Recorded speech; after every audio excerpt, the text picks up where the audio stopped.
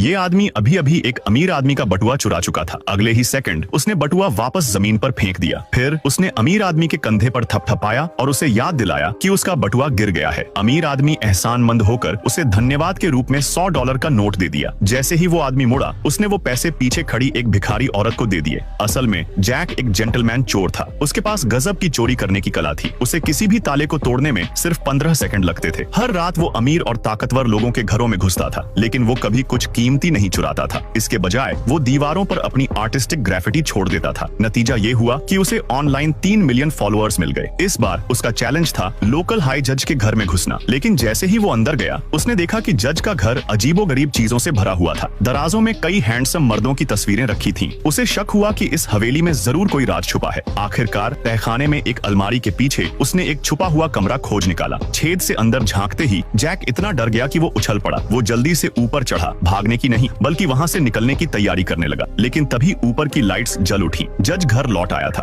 असल में जज के फोन पर घर में घुसपैठ की अलर्ट आई थी, इसलिए वो चेक करने वापस आया। लेकिन घर में सब कुछ वैसा का वैसा था। उसे लगा कि अलार्म सिस्टम में कोई खराबी आ गई होगी। बेख्याली में उसने ऊपर देखा तो दीवार पर टंगी पेंटिंग थोड़ी टेढ़ी दिखी। जैक ने इस मौके का फायदा उठाया और जज के पीछे से निकलने की कोशिश की, लेकिन शायद जज को कुछ सुनाई दे गया था। खुशकिस्मती से जैक तुरंत जमीन पर लेट गया और बाल बाल बच गया। उसने कमरे में एक आदमी को देखा